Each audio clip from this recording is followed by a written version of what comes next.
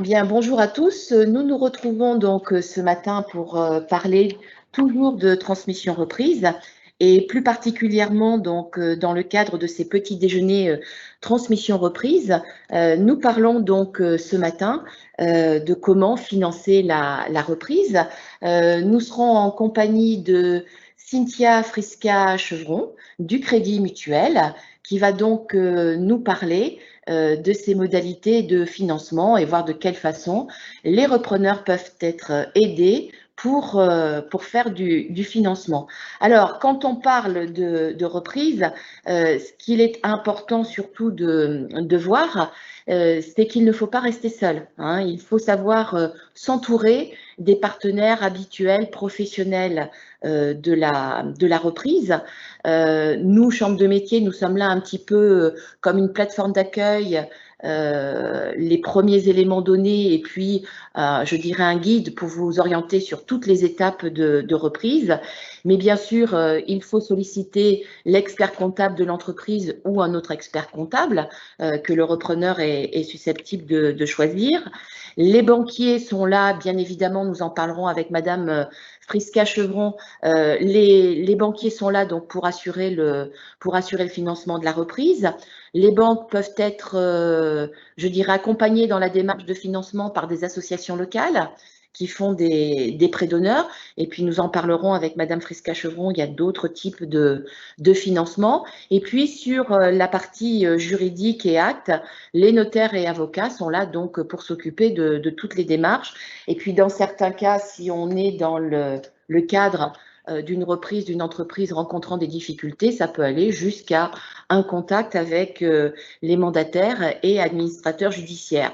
Donc voilà, il y a toute une série de professionnels qui sont là, qui peuvent intervenir en réseau pour assister les cédants et les repreneurs dans la démarche. Donc bien évidemment, quand on parle de financement de reprise, c'est l'avant-dernière étape avant l'installation. Il faut auparavant avoir préparé tout son projet. Alors, tout bon repreneur qui se respecte doit faire une petite étude préalable le concernant et concernant son projet. C'est-à-dire qu'il s'agit de savoir quelles sont ses qualités personnelles pour voir si elles sont adaptées avec le management, la direction d'une entreprise. Regarder un petit peu au niveau environnement familial proche s'il n'y a pas de contraintes trop importantes. Et puis, dans le domaine qui nous concerne, l'artisanat, c'est bien faire le point de ses compétences techniques parce que les entreprises artisanales qui, en règle générale, ont moins de 10 salariés au démarrage, nécessitent un chef d'entreprise totalement multitâche. C'est-à-dire que le chef d'entreprise doit assurer 3 fonctions. Une fonction de production, donc une fonction technique, une fonction commerciale et puis une fonction de gestion dans laquelle le comptable et le banquier l'assisteront. Moi, j'ai coutume de dire et de répéter aux repreneurs que banquier et comptable sont les deux partenaires principaux au quotidien du chef d'entreprise. Donc voilà, il faut les choisir avec un grand rapport de confiance de façon voilà, à toujours être bien accompagné, bien conseillé, parce qu'il y aura toujours des moments dans la vie de l'entreprise où des questions vont se poser, voire des petites difficultés apparaître. Il ne faut surtout pas rester tout seul dans son coin. Il ne faut pas hésiter à solliciter son comptable, son banquier, bien évidemment la chambre de métier, puisqu'on est là au long cours pour vous accompagner. Donc, bien définir ses qualités personnelles et professionnelles pour vérifier qu'elles sont bien en adéquation avec le projet que l'on a en tête, vérifier qu'il n'y a pas de contraintes professionnelles, financières, familiales trop importantes qui gêneraient la réalisation du projet. Et puis, une fois que l'on a trouvé l'entreprise à reprendre, eh bien donc, il va falloir, bien évidemment, entamer la phase de négociation. Un cédant veut vendre, en général, il veut vendre au meilleur prix, celui qu'il pourra maintenir dans les meilleures conditions pour lui. Le repreneur veut également négocier au meilleur prix, celui que lui aussi pourra maintenir aux meilleures conditions pour lui. Autrement dit, au départ, ce sont des notions un petit peu en opposition. Donc, le but, c'est d'arriver sur un jeu de compromis, de façon donc à pouvoir à pouvoir arriver à un accord qui soit équitable pour chacune des parties. Un prix d'entreprise qui soit satisfaisant pour le cédant par rapport à l'outil de travail qu'il laisse en l'état où il le laisse, au moment où il le laisse. Et c'est vrai que pour les cédants, voilà, ceux-ci vont souvent parler de la valeur de leur entreprise alors qu'il faut parler du prix de l'outil du prix de l'outil de travail. Donc voilà, il va falloir que chacun fasse un bout du chemin l'un vers l'autre. Donc quand cédants et repreneurs se connaissent, la partie prospection est nettement simplifiée. Et surtout, comme pour vous aujourd'hui, quand le repreneur est un salarié de l'entreprise, voilà, il y a déjà une bonne connaissance de l'outil intérieur. Et puis, je crois que Madame Friska-Chevron ne me détrompera pas, mais en général, les banquiers préfèrent financer les reprises que les créations. Il faut dire qu'en termes de taux de survie, le taux de survie est bien meilleur sur les reprises que sur les créations. Et dans les reprises, quand on peut accompagner la reprise de ce qu'on appelle un repreneur interne, quelqu'un déjà issu de l'entreprise, là aussi, le taux de pérennité est encore meilleur que par des repreneurs qui viennent de l'extérieur de l'entreprise. Donc, il y a des outils et surtout des atouts là que le repreneur pourra mettre en avant dans ses échanges avec le banquier. Alors, quand je dis qu'il faut bien négocier les conditions de reprise, c'est que le cédant annonce un prix d'entreprise et pour le repreneur, ce prix de reprise d'entreprise n'est pas le coût total de la reprise. Hein. Il va falloir chiffrer ce coût total de la reprise parce qu'il y a un certain nombre de frais qui vont venir se greffer sur ce rachat. Et donc, ce calcul de coût total va dépendre un petit peu de ce que l'on reprend, puisque quand on parle de reprise d'entreprise, on est face à deux structures juridiques possibles, une société ou une entreprise individuelle. Si on a une entreprise individuelle, ce qui reste la forme juridique dominante parmi les entreprises artisanales, le cédant va vendre ce qui s'appelle un fonds de commerce. C'est-à-dire qu'il va vendre de la clientèle, du matériel, des véhicules, des équipements, un peu de bureautique. On appelle ça familièrement le fonds de commerce. Et ça, ce sont des biens, ce que l'on appelle en comptabilité de l'actif, des éléments d'actifs. Ça correspond au haut de bilan dans une entreprise. C'est ce que vous voyez là sur le schéma. Et donc voilà, en rachat de fonds de commerce, le repreneur ne reprend que des biens. L'autre possibilité quand l'entreprise à reprendre est en société, c'est de reprendre ce qui s'appelle les titres de société. Et dans ce cas-là, quand on reprend les titres de société, ça veut dire que la société continue avec un dirigeant différent. Donc la comptabilité de la société continue parce qu'en fait, les titres de la société supposent la reprise aussi bien de l'actif, tous les biens que possède l'entreprise, c'est-à-dire ce que l'on a en haut de bilan, la clientèle, le matériel, les équipements, les véhicules, mais également ce qui s'appelle l'actif circulant, c'est-à-dire les stocks de matières premières, de marchandises qui rentrent et qui sortent en permanence, l'argent des clients qui est dehors, et puis ce que l'on appelle les disponibilités sur un bilan, c'est-à-dire ce qu'il y a en trésorerie au moment de la reprise. Donc ça, c'est toute la partie active, les biens que possède la société. Mais si on reprend tous ces biens, ça veut dire qu'on reprend aussi tout le passif, c'est-à-dire toutes les dettes de la société, puisque la société va continuer avec sa comptabilité. Donc, il y aura les capitaux propres, notamment le capital qu'a pu mettre le cédant, les réserves éventuellement. Et là-dessus, s'il y a des réserves, il y aura un accord à négocier entre cédant et repreneur pour savoir si le cédant les récupère. Et là, il faut un peu anticiper. Par exemple, pour vous qui avez plusieurs années devant vous pour l'organisation de la reprise, voilà, s'il y a des réserves, c'est peut-être de commencer à les récupérer progressivement au niveau du cédant. Sinon, c'est de l'argent qui est là, voilà, ça va avoir un coût dans le rachat si le cédant les laisse et que le repreneur les reprend. Et puis, s'il y a des emprunts, des autorisations de découvert, ils sont repris puisque c'est la société qui continue sa démarche de prêt. Et puis, bien sûr, ce qu'on appelle les dettes court terme, c'est-à-dire les dettes fournisseurs, les dettes fiscales et sociales. À n'importe quel moment, quand on arrête les comptes d'une entreprise, il y a toujours des factures qui ne sont pas encore soldées, des échéances de cotisations sociales qui ne sont pas encore payées. Donc, ce sont des dettes que la société a à l'instant T. C'est tout à fait normal.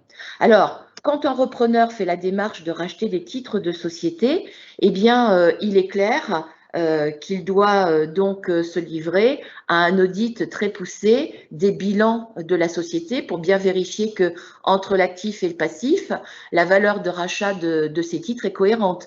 Si on prend une même entreprise qui est sous forme de société, cette même entreprise pourra être achetée soit sous forme de fonds de commerce, soit sous forme de titres de société. Mais on peut arriver donc à une valorisation différente selon les modalités choisies. Si on ne rachète que du fonds de commerce, du haut de bilan, il n'y a que des biens, on pourra avoir une certaine valeur. Bon, dessus, on peut rajouter du stock, de la trésorerie, mais également avoir des dettes à reprendre. Ça peut bien évidemment modifier le prix final définitif payé par le repreneur. Donc, pour calculer le coût total de la reprise, voilà, selon la forme juridique de l'entreprise, il va falloir regarder ce que l'on va reprendre. Si c'est une entreprise individuelle, il n'y a pas de question à se poser, c'est forcément une vente de fonds de commerce. Si c'est une société, on peut avoir le choix entre la vente de fonds de commerce et entre les titres de société. Alors, ce fameux coût total de la reprise, hein, il est important. La banquière ici présente sera la première à vous le dire et à vous le répéter. Aucune reprise d'entreprise ne peut se faire si elle n'est pas viable financièrement. C'est l'intérêt de tout le monde, c'est en premier lieu l'intérêt du repreneur. Il ne s'agit pas d'acheter pour acheter si ça doit s'arrêter au bout de quelques mois ou quelques années parce qu'on est complètement étouffé par l'endettement de l'entreprise. Donc, il est important de calculer ce coût total de reprise. Donc, vous le constatez hein, sur les documents que vous avez devant vous, le coût total de la reprise, c'est bien sûr le prix de rachat de l'entreprise auquel il faut rajouter les frais d'acquisition. Alors, les frais d'acquisition, ce sont des frais que l'on appelle aussi les frais de premier établissement ou frais notariés. Quand on rachète une entreprise, c'est comme quand on achète une maison ou un appartement. L'acheteur, le repreneur, va devoir payer des droits de mutation à l'État pour pouvoir devenir propriétaire de l'entreprise. C'est toujours des frais qui sont à la charge de l'acheteur. Si les repreneurs ont déjà eu l'expérience d'un achat de maison, d'appartement, c'est le même principe.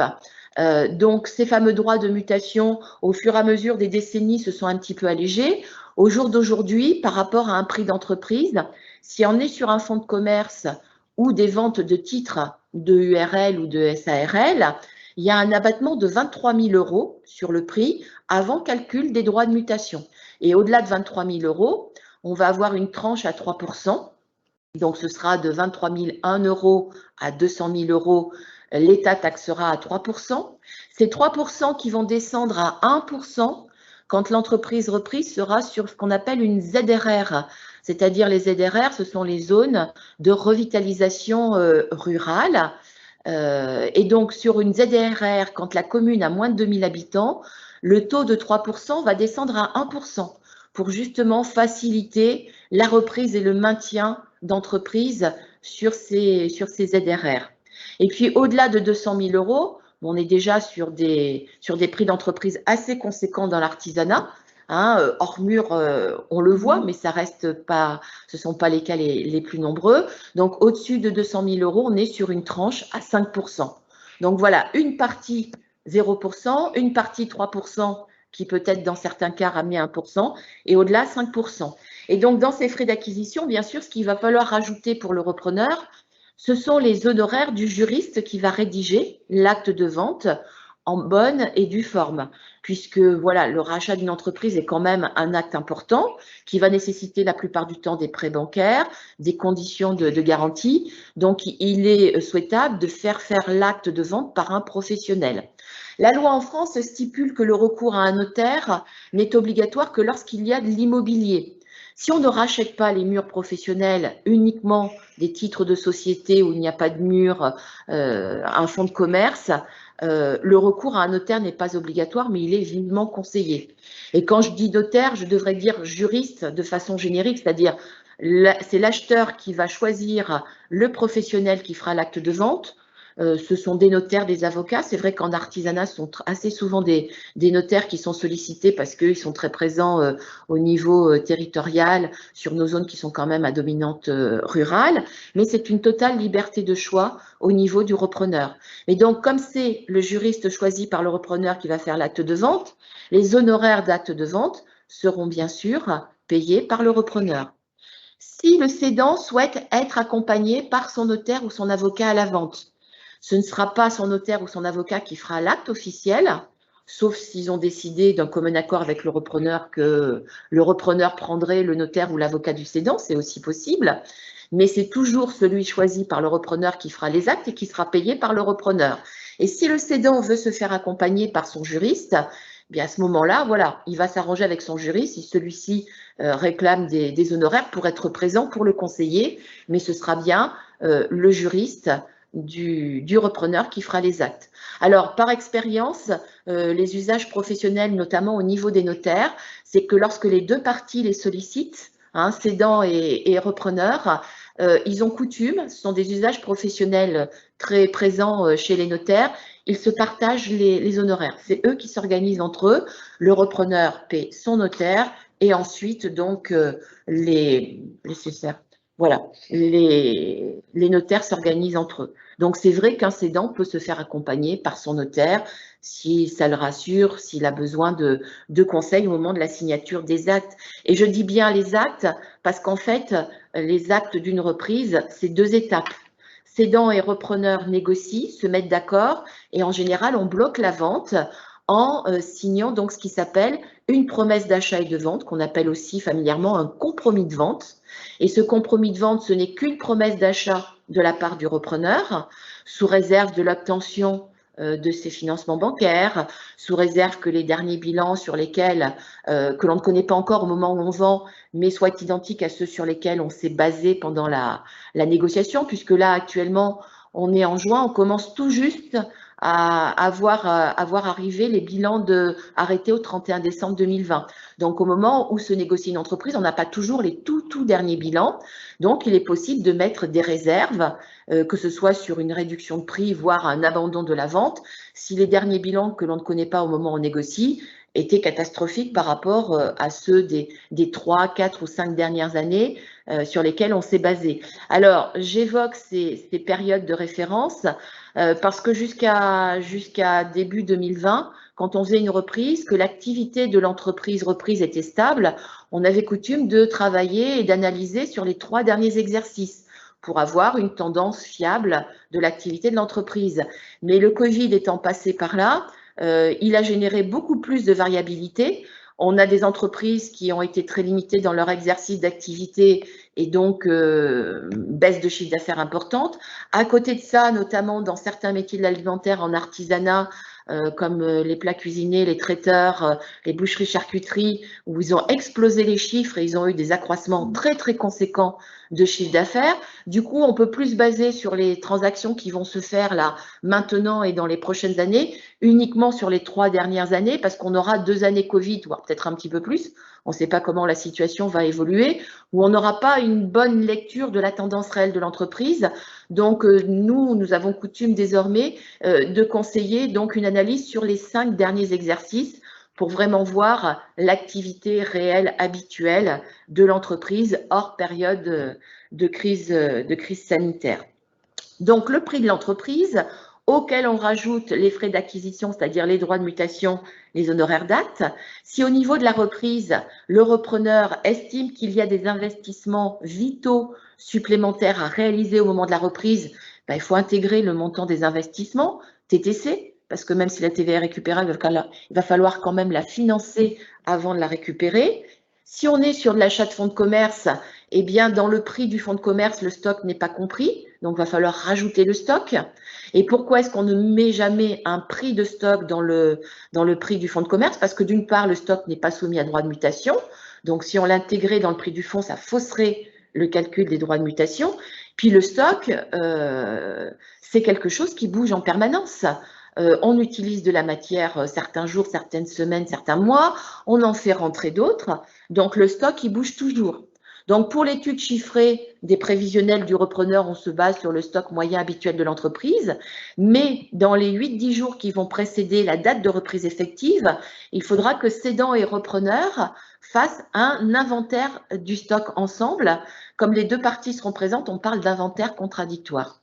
Donc, voilà, il faudra bien lister le stock.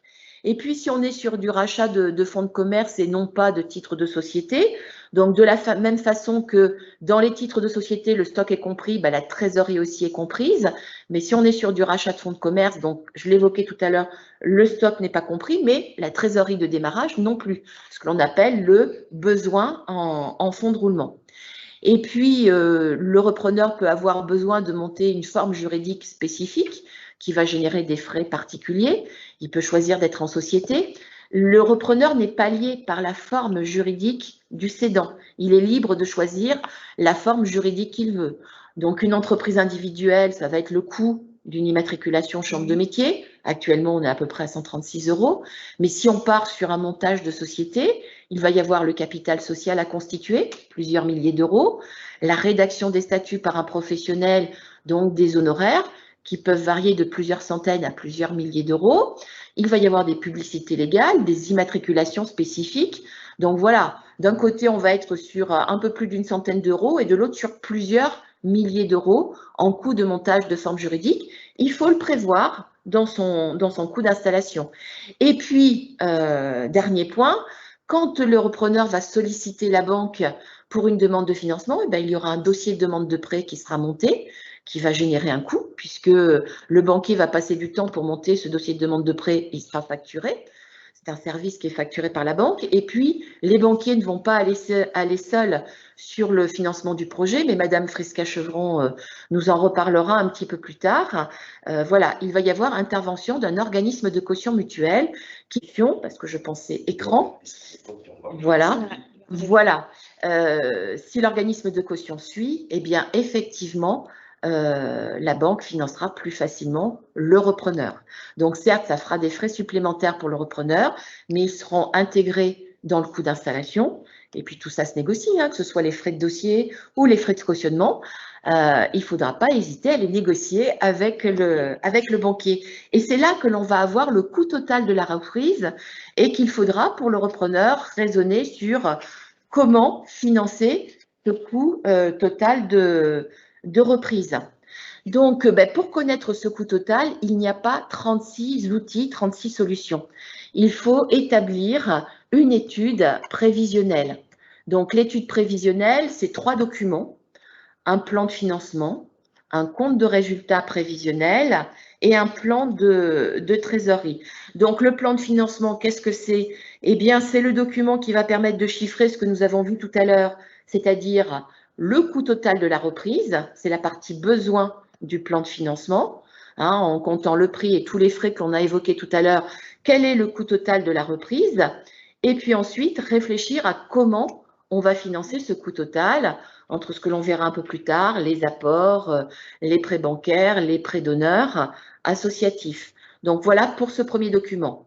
Combien pour reprendre? Comment est-ce qu'on finance le coût total de reprise? Ça va permettre ensuite de passer au deuxième document qui s'appelle un compte de résultat prévisionnel.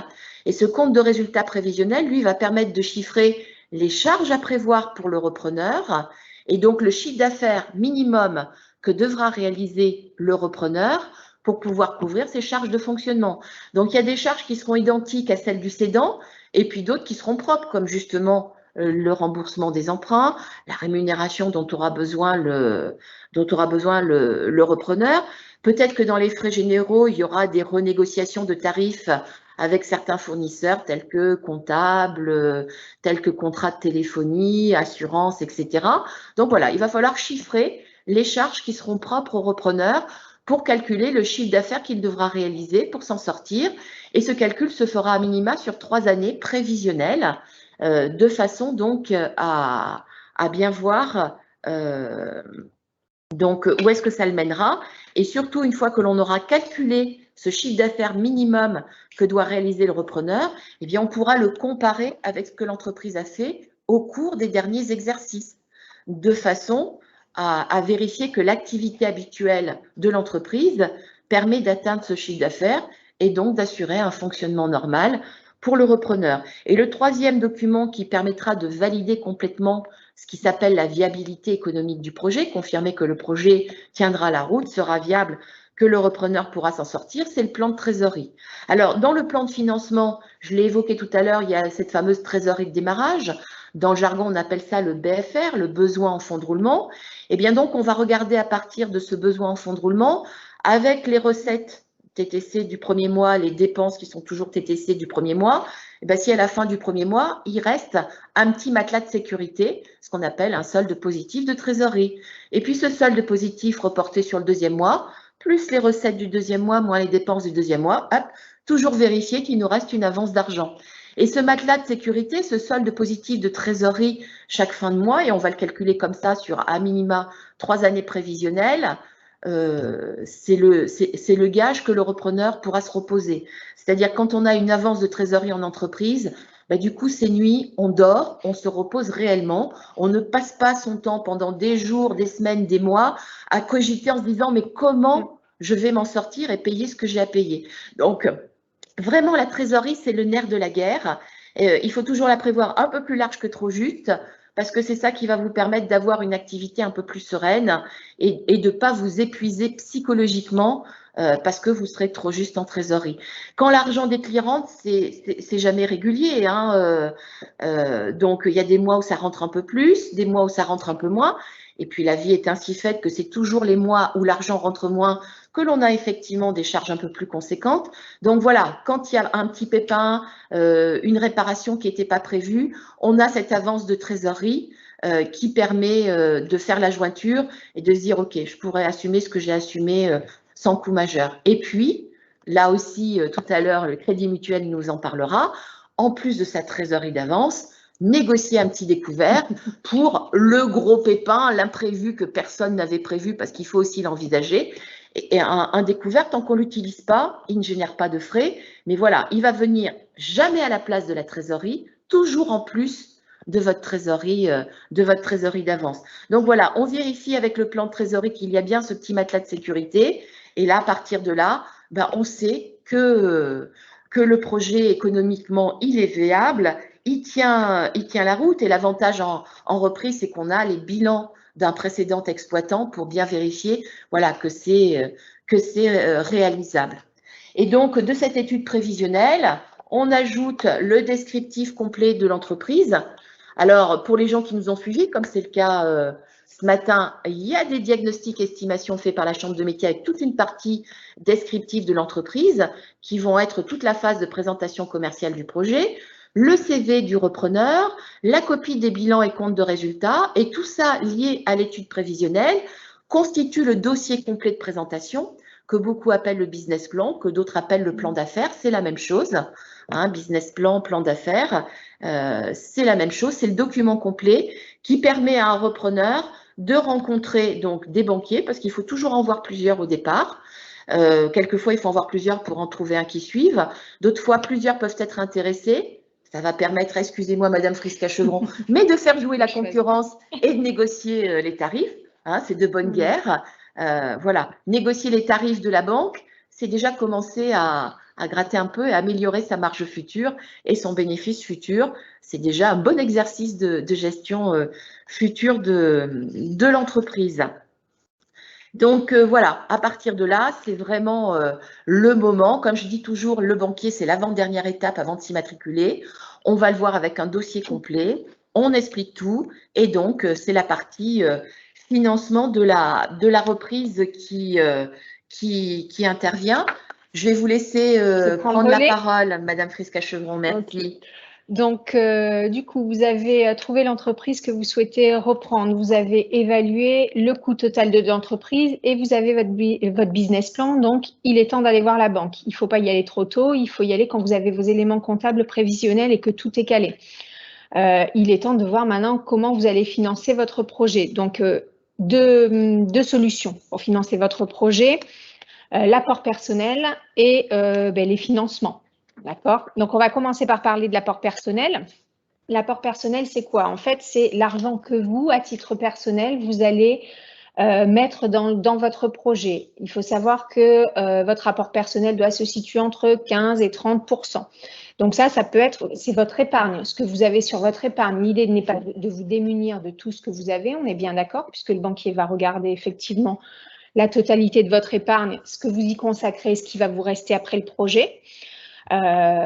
Donc ça, c'est l'apport personnel, l'épargne que vous allez y mettre. Vous pouvez également solliciter ce que l'on appelle, nous, de la love money, c'est-à-dire votre famille, votre environnement proche, qui pourrait également participer à votre projet et vous donner de l'argent, par exemple, sous forme de dons. Si votre apport personnel n'est pas suffisant, même si il est correct, vous pouvez également solliciter des plateformes telles que Haute-Vienne Initiative, par exemple, le réseau Entreprendre, France Active, qui vont vous octroyer, vous dirigeant, bien entendu, par votre société, des prêts d'honneur qui sont remboursables sur une durée de 3 à 5 ans et qui sont à 0%. Donc, ces prêts d'honneur-là viennent consolider votre apport personnel. Donc, nous, on en tient compte. Ça vient en augmentation de votre apport personnel. Et puis, dernière piste, vous pouvez également trouver des investisseurs, des associés qui peuvent participer à votre projet et mettre au capital de votre entreprise. D'accord? Donc, ça, c'est l'apport personnel. Une fois que vous avez fait le tour, que vous avez calé un petit peu les montants que vous pouvez vous consacrer à votre projet, vous allez solliciter des financements. Alors, plusieurs types de financements. Plusieurs acteurs surtout. 3 acteurs, les banques, le cédant également et les organismes qui font des financements participatifs. Alors, si on commence par les banques, différents types de financements sur les banques, ce que vous connaissez et ce qui est le plus classique, on va dire le prêt amortissable.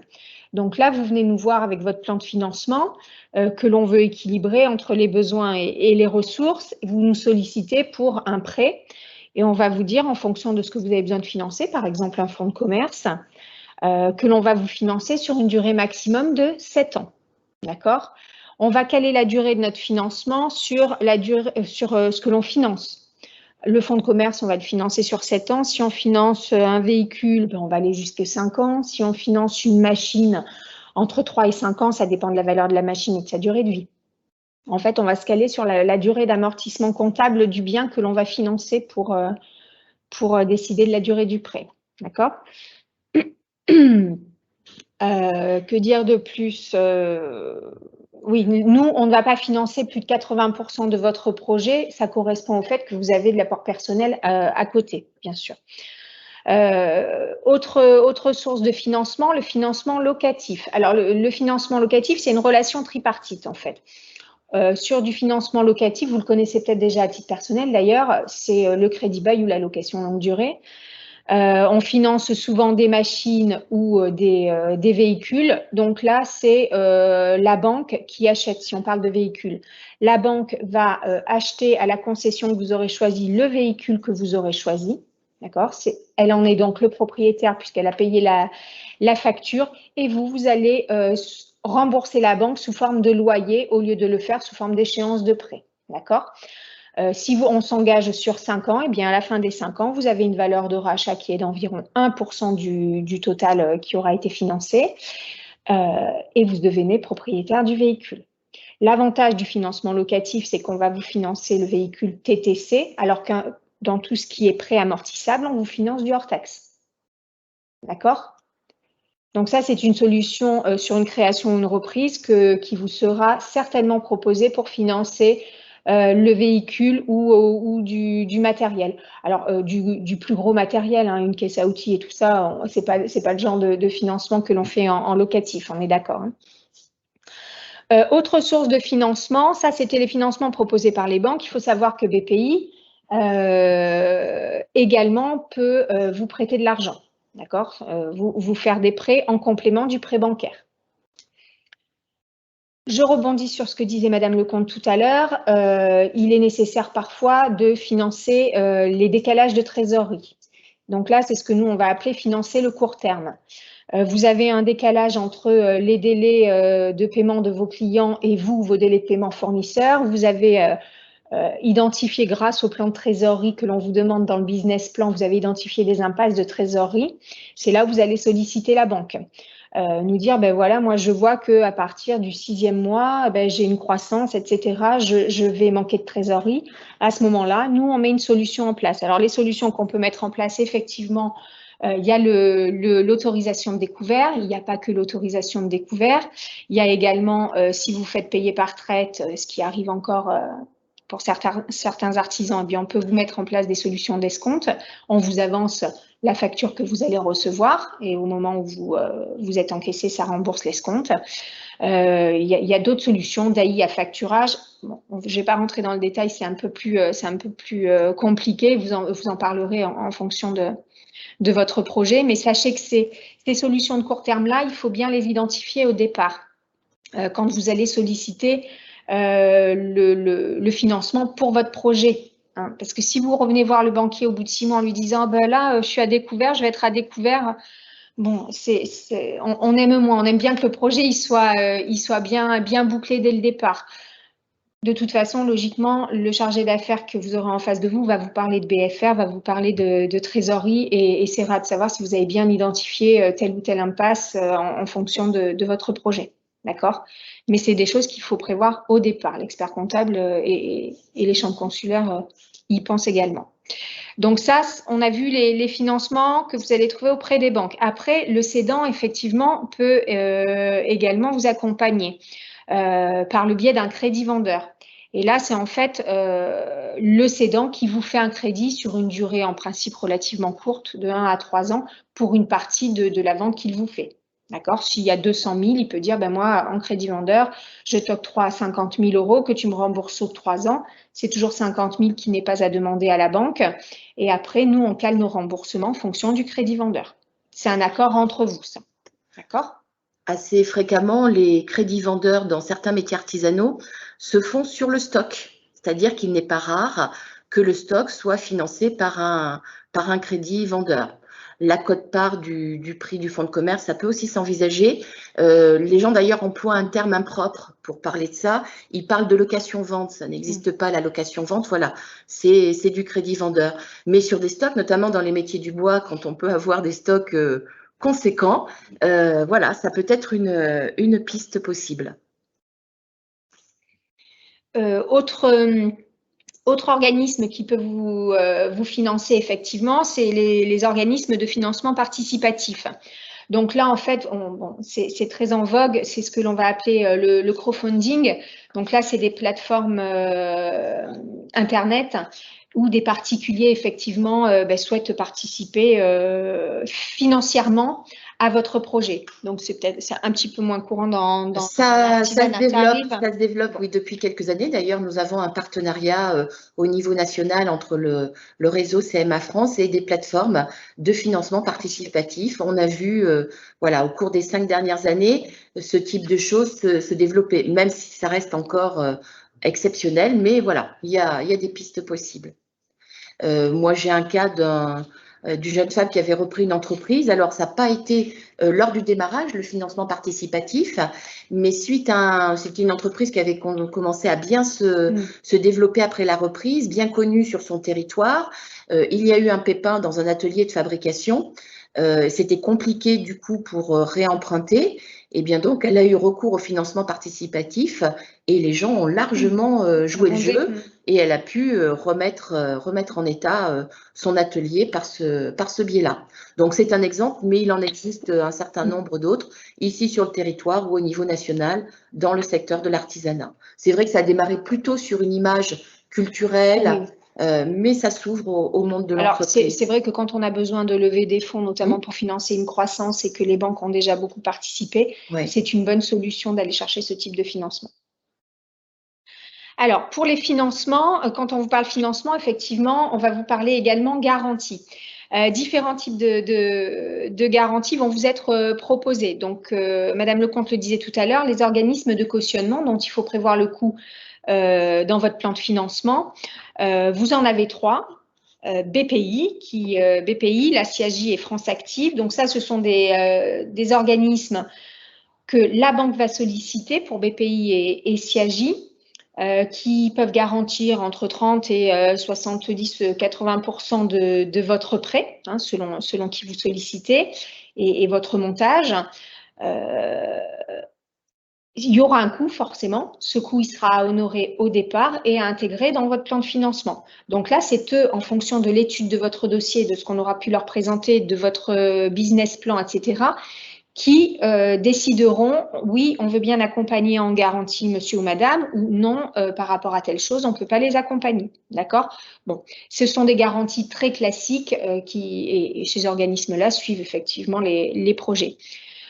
France Active, ce sera à vous de présenter votre projet. Comme quand vous allez à la banque, présenter votre projet, vous irez solliciter les conseillers de France Active pour leur proposer votre projet qui vous accompagne en termes de garantie. Ce sont des garanties classiques en fonction sur création et reprise que la banque va quasi systématiquement solliciter. D'autres garanties, ce que nous on appelle les garanties réelles, c'est-à-dire le gage, le nantissement ou l'hypothèque, ça ce sont des garanties que l'on va prendre sur le bien que vous nous demandez de financer. Le véhicule, voilà, des choses comme ça, le nantissement du fonds de commerce, un gage sur le véhicule, en fonction du type de prêt que l'on vous accorde. Vous nous remettez entre guillemets en garantie le bien et s'il y a un défaut de paiement, à ce moment-là, le bien servira de garantie pour rembourser le prêt que vous ne pourrez pas honorer. D'accord? Et il faut savoir qu'on peut solliciter votre caution personnelle et vous demander de vous engager à hauteur d'un montant qui sera déterminé au départ en complément des garanties que l'on vient de voir. Toutes les garanties dont je vous parle sont des garanties qui sont cumulables. D'accord? La caution personnelle, il ne faut pas en avoir peur. Hein. Vous dites, ben moi, je m'engage à hauteur de 5 000 €. Ça veut dire que si je ne peux pas, la société ne peut pas rembourser le prêt que lui a octroyé la banque, c'est moi qui, sur mes propres deniers, m'engage à les rembourser. D'accord? La caution personnelle est bien différente, là je fais un petit aparté, mais de l'apport personnel, parce qu'on a tendance à confondre. L'apport personnel est bien intégré au départ pour financer votre projet. La caution personnelle, c'est une somme que vous n'avez pas à sortir au départ, on est d'accord? Mais si jamais la société ne peut pas rembourser ses engagements financiers, on viendra vous dire, monsieur, madame, est-ce que vous pouvez rembourser le prêt? C'est ça la caution. Alors, vous dites une chose importante, monsieur, madame.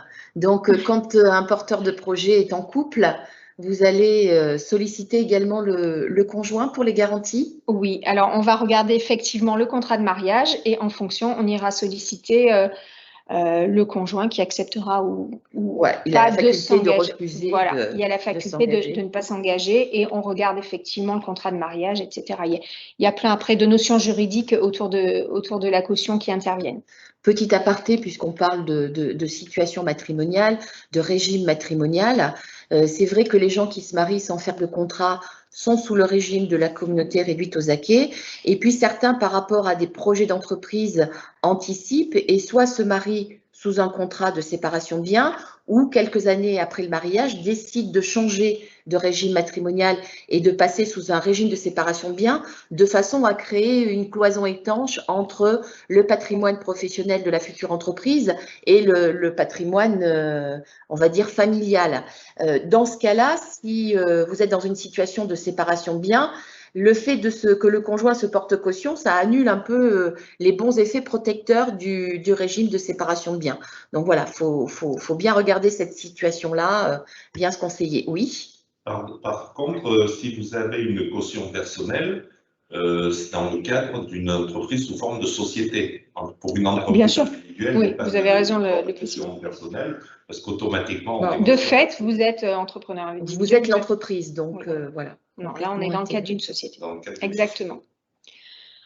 Et pour le cédant, donc, quand il y a une société qui la fournit sa garantie personnelle, si on est sur une reprise de titre de société, il faut que le cédant pense bien à demander la levée de sa caution personnelle pour qu'ensuite ce soit le nouveau dirigeant qui le remplace. Parce que si le cédant ne demande pas, on a vu des cas où une société a été reprise sous forme de titre de société et le cédant qui était toujours caution personnelle d'une société dans laquelle il ne travaillait plus. Il a découvert au moment où il y a eu des soucis. Donc, il faut bien penser à lever cette chose, hein, c'est important.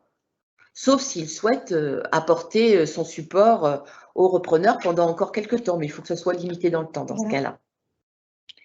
Donc là, on a fait le tour des financements et des garanties qui pourront vous être proposées. petite précision, sur le rendez-vous avec la banque, je sais que ça peut impressionner peut-être un petit peu au départ, c'est un rendez-vous qui va durer 1h30, 2 heures, et l'idée est bien de transmettre votre projet. Sur le rendez-vous que vous allez avoir, finalement, vous allez parler très peu de chiffres. L'essentiel, c'est que vous puissiez faire passer l'envie que vous avez de votre projet. Ce que va regarder la banque, c'est l'adéquation entre le profil du porteur de projet et le projet en lui-même. Il faut qu'il y ait une cohérence, il faut qu'il y ait un savoir-faire, il faut que ça matche en fait. L'idée, c'est vraiment ça. C'est pas parce que les chiffres vont être excellents que la banque va vous accompagner. Il faut qu'on croie dans le projet, donc il faut que vous le présentiez, il faut que vous arriviez avec les éléments comptables, il faut que vous sachiez en parler, il faut que vous puissiez mettre en avant pourquoi vous avez déterminé tel chiffre d'affaires avec la chambre des métiers ou avec un expert comptable.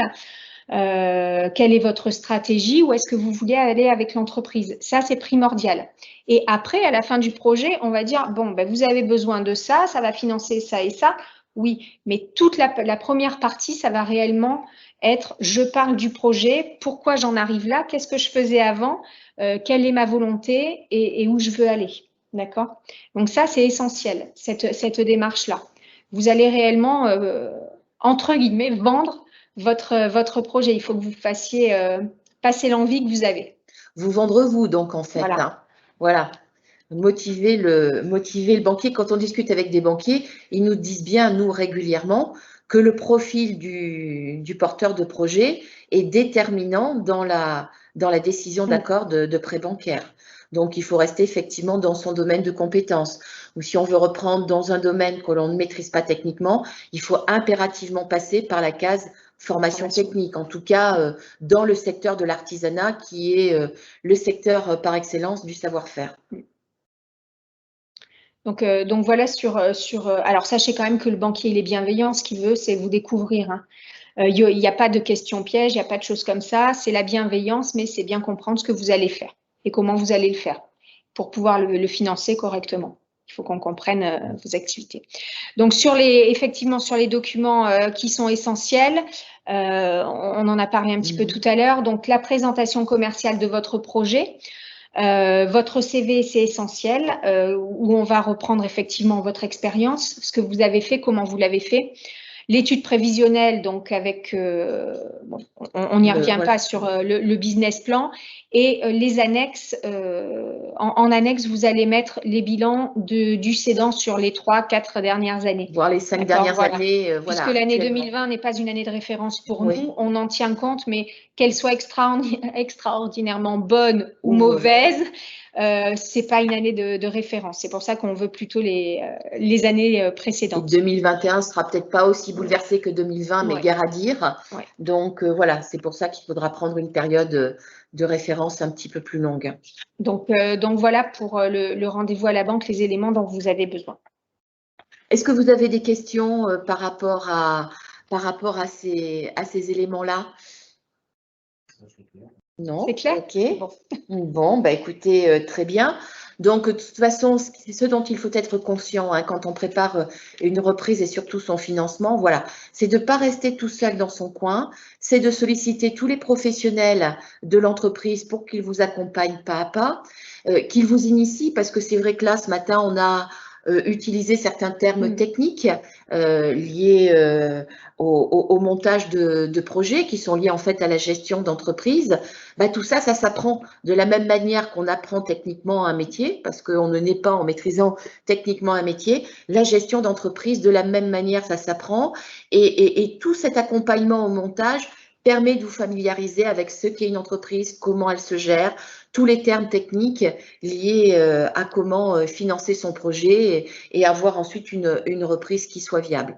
Et donc, dans les accompagnants, bien évidemment, le cédant qui maîtrise complètement l'outil de travail, qui a cette expérience de gestion, lui, il est là en fil rouge. Et c'est important que effectivement la transition se passe bien pour qu'un accompagnement du cédant puisse se poursuivre ensuite. Pas trop longtemps, parce qu'il faut que chacun prenne sa place. C'est dur pour un cédant qui a créé son entreprise de lâcher son bébé à un moment, mais il va falloir qu'il le fasse. Donc voilà, avoir quelques années devant soi pour organiser cette transition, c'est bien sur un plan technique, sur un plan financier, mais également sur un plan psychologique pour les deux parties. Pour le cédant, commencer à prendre un petit peu de recul par rapport à son entreprise, et pour le repreneur, progressivement prendre sa place, puisqu'à un moment, il va devenir le dirigeant, le leader de l'entreprise, et il faut qu'il arrive aussi à prendre sa place. Donc, il va falloir organiser ça sur la durée. Et là aussi, un mot qui me plaît beaucoup qu'a prononcé Madame Friska, voilà, c'est la bienveillance dans toutes ces démarches-là. Se mettre un peu l'un à la place de l'autre parce qu'on comprendra mieux les contraintes et on arrivera plus facilement à faire un pas l'un vers l'autre entre cédants et repreneurs, et tous les professionnels ne seront qu'autour pour faciliter voilà, ce passage de relais et vous accompagner en fonction de vos besoins. Il n'y a pas d'accompagnement type à la reprise, ça dépend des personnes, des profils des repreneurs et des cédants. Certains ont besoin d'être beaucoup accompagnés, de voir souvent les différents professionnels qui gravitent autour de l'entreprise. D'autres ont besoin de se débrouiller davantage seuls. Et puis entre ces deux extrêmes, on peut trouver tous les modes d'accompagnement. Nous, professionnels, on s'adapte. Le but, c'est que les choses se fassent bien, mais vraiment bien. C'est-à-dire que voilà, il s'agit que ce soit un contrat gagnant-gagnant pour le cédant et pour le repreneur. Donc voilà, être bien conscient du coût total de la reprise, de la viabilité économique du projet. Donc moi je dirais pour quelques mots de conclusion que voilà, une reprise ça s'anticipe, ça ne s'organise pas en 3 ou 6 mois juste avant la phase de transmission. Il faut se donner au moins à minima 12 mois, voire plus quand on peut. Il faut bien anticiper. Il faut s'armer de patience parce que même une fois que l'on sera rentré après la négociation du prix dans des démarches de prévisionnel, de rencontres avec les banquiers, ben voilà, il y aura des propositions, des contre-propositions financières. Il faudra adapter le prévisionnel et voilà, à chaque étape, faire preuve d'ouverture d'esprit, de bienveillance, de compréhension les uns par rapport aux autres. Ça sera le gage d'une reprise réussie. Et puis voilà, nous, on sera là pour vous accompagner pas à pas. Madame Friska-Chevron, quelques mots pour conclure au niveau de la banque? Oui, je rebondirai sur quelque chose que je ne vous ai pas dit tout à l'heure. La banque, elle va regarder quoi pour vous accorder les financements? Elle va regarder que la société que vous reprenez dégage une rentabilité suffisante pour payer et un salaire, une rémunération ou un prélèvement aux dirigeants et rembourser ses emprunts. Ça va être l'essentiel. Et elle va également regarder que le prix du fonds que vous reprenez soit bien valorisé. D'accord. Et après, si tous ces chiffres cadrent, il n'y a pas de souci. Ils sont cohérents, voilà. Il n'y a pas de raison, ça va tenir la route. Voilà, mais n'hésitez pas, il faut vous lancer. Voilà, et puis prendre tous les renseignements au préalable, s'informer, voilà, bien préparer ça en anticipant suffisamment. Bien écoutez, en tout cas, je vous remercie de votre présence et nous allons donc nous quitter ce matin sur ces questions de financement de reprise en remerciant donc le Crédit Mutuel et Madame Friska-Chevron de sa présence ce matin pour nous parler de financement de la reprise. Merci à tous, bonne journée.